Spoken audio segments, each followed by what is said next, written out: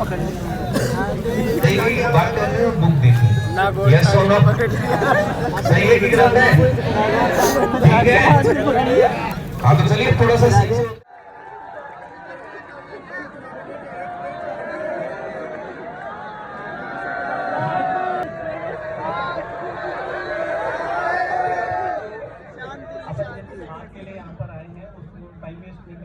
बात कर लेते हैं। और मेरी आपसे एक शिकायत है, बोला आपके तो रोज ही रहता है पर शिकायत ये है और जेन्युइन शिकायत है मेरे हिसाब से, कॉपी पढ़ लो यार। जो एज इट इज बात कॉपी में लिखाई हुई है वही क्वेश्चन पूछ रहे हैं, डेटा चेंज कर रहे हैं और उसी को तुम लेकर के अपना टाइम वेस्ट कर रहे हो, है ना, लेके घूमते रहते हो, ये बता दो ये कर दो। तो बात बताने के लिए आपको ये चीज हम बार बार इसलिए बोलते हैं कि अभी आपको ये समझ में नहीं आ रहा कि क्वेश्चन कैसे बन रहे हैं, क्वेश्चन कहाँ से बन रहे हैं। आप नए नए क्वेश्चन सोल्व करते जा रहे हैं लेकिन आपको पता नहीं कि उन क्वेश्चन के सॉल्यूशन आपकी कॉपी में लिखे हो। एक नंबर काम जो आपको करना है, सबसे इम्पोर्टेंट काम आपको जो करना है वो है आपको अपनी कॉपी को बहुत अच्छे से पढ़ना है।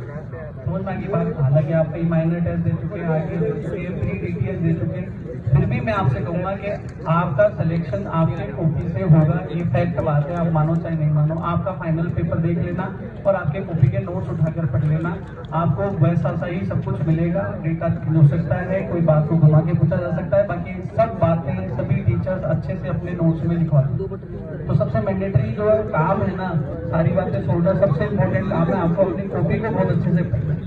कईयों से तो मैं बोलता हूँ तो वो तो कई होते ही है बोलने में मुंह बट होते हैं, वो बोले कितनी बार पढ़े।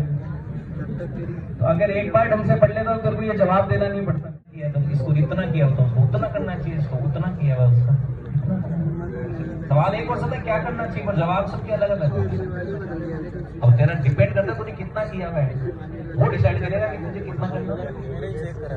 तो आपके सिलेक्शन के चांस सबके 0 से 100 के बीच कितने हैं वो आपके जमा पे डिपेंड करता है। अभी तक की डंडी कहती है कि कितना आपने पढ़ रखा, कितना नहीं पढ़ रखा, कितना एफर्ट कर रखा, कितना नहीं कर रखा। अभी तक पढ़ रखा है पर बिखरा हुआ है, उसको समेट लो। जो आ रहा है उसको समेट लो, जो नहीं आ रहा उसको पढ़ लो। समेट गए, पढ़ गए, कर गए तो बढ़ गए। अब जो काम करने जाओगे उसमें पहली प्रायोरिटी क्लासरूम नोट्स की, इससे बड़ी कोई चीज है भी नहीं सर। एकदम 100% परफेक्ट बात है। बायो में सर ने जो पढ़ाया प्लस एनसीईआरटी फोकस करो। इनऑर्गेनिक ऑर्गेनिक और बायो को थ्योरी को पढ़ो, जब तक पढ़ो जब तक तुम्हारे को कंट्रोल।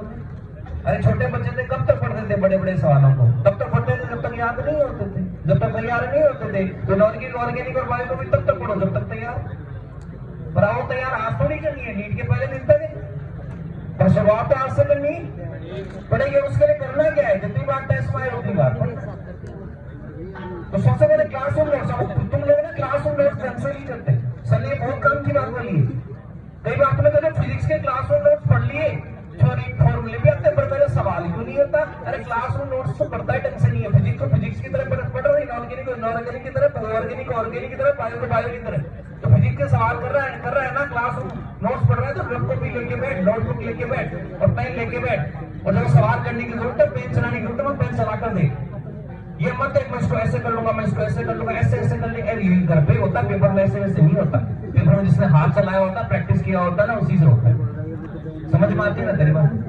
तो सबसे पहले बैठे तो क्लासरूम नोट्स को आप उसको कर गए ना तो बहुत कुछ कर गए। बाकी बातें जो बात की बात है। और ये नंबर गेम सर सही करें, इस ट्रेन में कोई बैठ गया ना गलत जगह पहुंचेगा नंबर वाली। मैं पहले भी कहता हूँ, आज नहीं कह रहे, हम बार बार कहते हैं नंबर वाली ट्रेन में मत बैठो, काम वाली ट्रेन में बैठो। नंबर वाली ट्रेन में बैठो गलत जगह पहुंचोगे, काम वाली ट्रेन में बैठोगे ना सही जगह पहुंचोगे, नंबर अपने आप नहीं।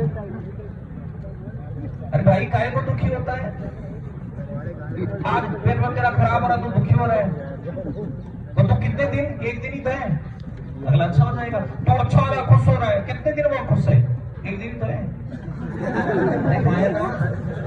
तो सही कहते हैं, एक पेपर का इम्पैक्ट दूसरे पेपर पे नहीं आना चाहिए भाई। सबसे बड़ी काम की बात ये, जो कर गया वो बढ़ गया।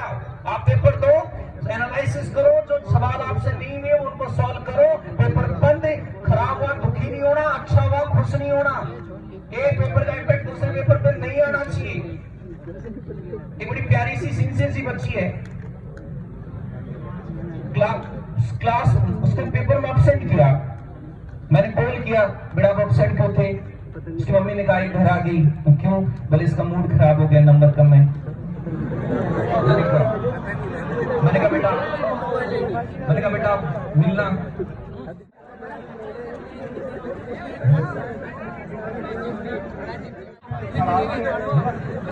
चलो कोशिश कर लेते हैं, और लंबा चौड़ा तो नहीं गाएंगे गाना, 4 गाने की अच्छी लगती है, हम कोशिश कर लेते हैं।